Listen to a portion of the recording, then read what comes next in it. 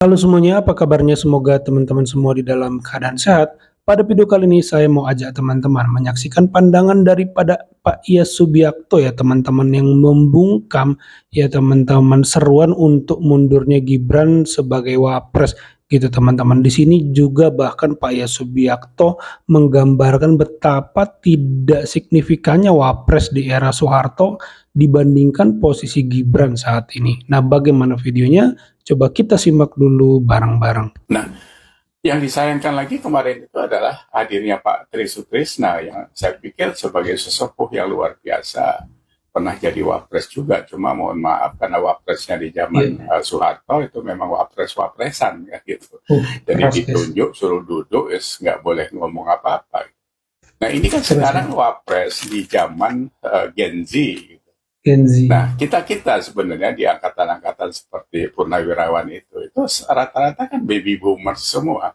Yang umurnya itu sudah 66 sampai 81. Nanti di tahun 2045 itu sudah 101 tahun umurnya. Apakah masih ada di sana?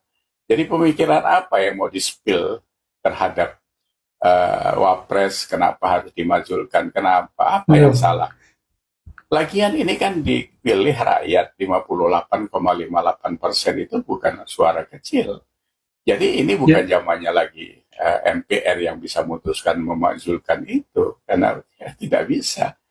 Karena undang-undangnya sudah seperti itu, jadi buntutnya panjang dan prosesnya panjang kalau mau mengganti seorang wapres. Salahnya apa gitu? Baru jalan 7 bulan bekerja dia.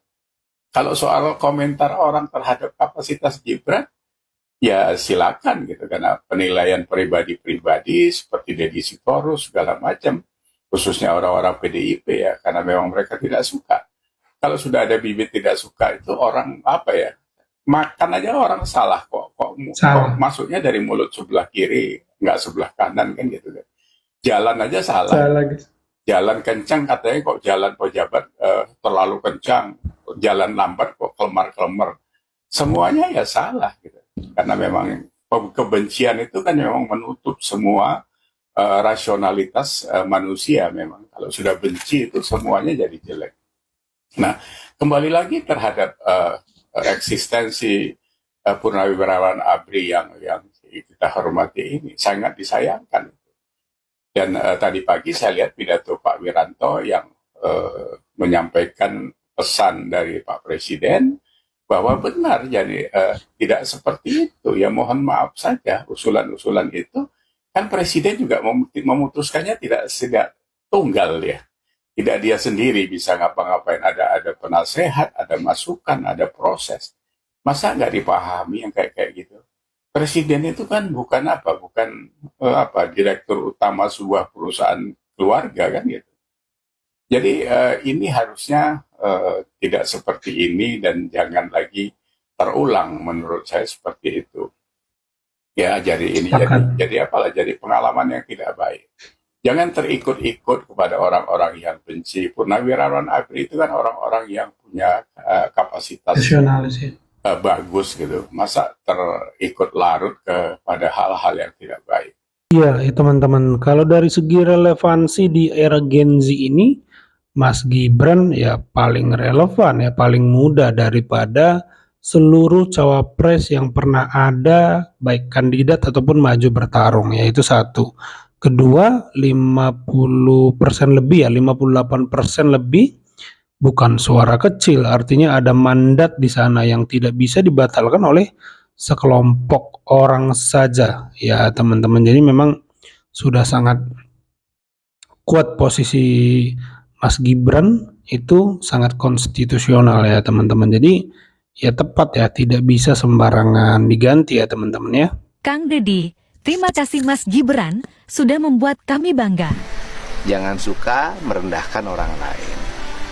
Jangan suka meremehkan kemampuan orang lain. Jangan melihat orang dari tampilannya, hanya karena pendiam, jarang banyak bicara, kemudian dianggap tidak punya kemampuan untuk berbicara. Debat hari kemarin memberikan gambaran dan memberikan kekecewaan. Siapa yang kecewa? Yang kecewa adalah yang sudah berangan-angan bahwa debat itu akan menjadi sarana pembantaian yang luar biasa terhadap Mas Gibran oleh cawapres paslon lain. Ternyata yang terjadi sebaliknya.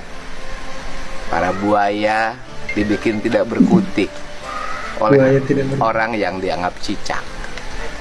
Dari situ kita punya hikmah. Indonesia itu kulturnya kultur kearifan. Indonesia itu kulturnya adalah kultur tawadu. Kalau bahasa istilah santri, artinya bahwa orang selalu merendah dalam segala hal. Mau tahu? Usulan yang gila yang disampaikan, yang dilempar ke publik, mantan TNI, petinggi TNI yang mengusulkan, kalau menurut saya ini gila. Usulan yang gila yang disampaikan, yang dilempar ke publik di dalam kondisi bangsa yang seperti saat ini, itu saya pertanyakan, apakah mereka ini sudah pikun ya Pak? Bahasa ininya, apakah sudah pikun? Kasihan kita bangsa.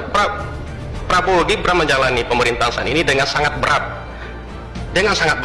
lalu harus kita ganggu lagi dengan isu-isu murahan yang tidak masuk akal ya.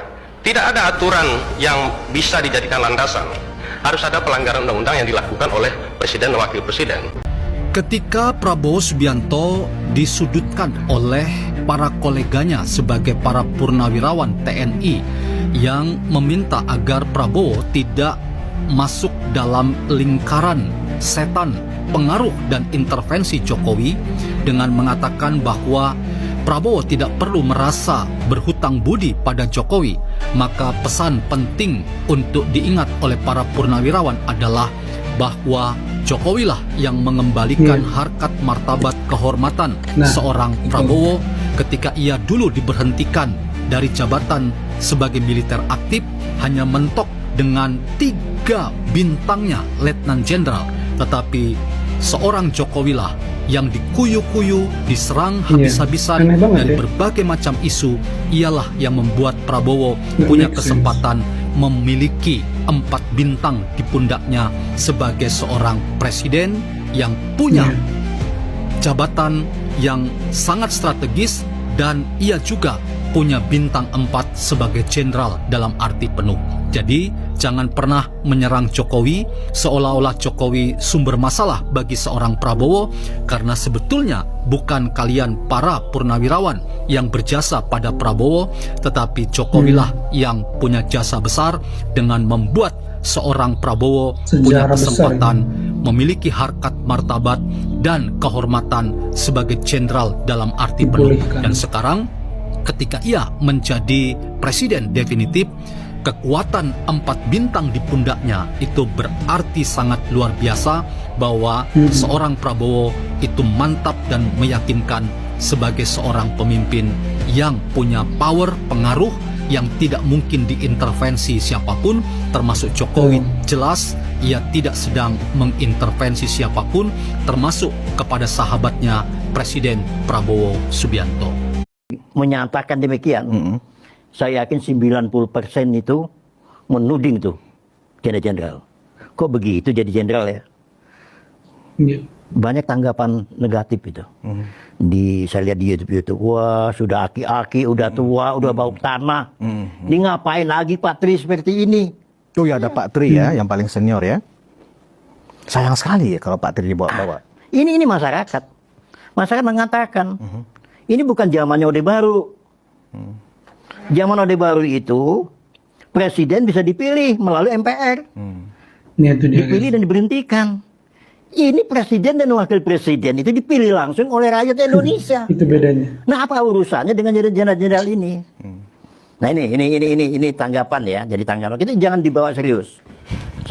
Ya itu teman-teman, berbagai pandangan menarik yang sudah kita simak ya teman-teman. Jadi memang banyak juga yang mengkritik permintaan daripada forum purnawirawan TNI ini dengan segala hormat tentu, tetapi masalah argumen itu banyak juga yang mengatakan tuntutan yang tidak masuk akal ya teman-teman. Jadi ya seperti itu ya fakta hari ini, bahwa Gibran adalah wapres yang akan menyelesaikan tugasnya sebagai wapres mendampingi Pak Prabowo ya sampai berarti 2029 ya, artinya ya biarkanlah baru 7 bulanan Mas Gibran ini bekerja, belakangan mulai agresif memberikan pandangan-pandangan lewat YouTube. Saya pikir ini hal yang positif agar semakin banyak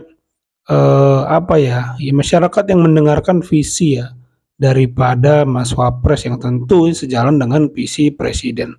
Kalau menurut teman-teman bagaimana, coba tambahkan di kolom komentar. Jangan lupa di like videonya, di subscribe channel ini agar terus berkembang. Sampai jumpa di video saya selanjutnya.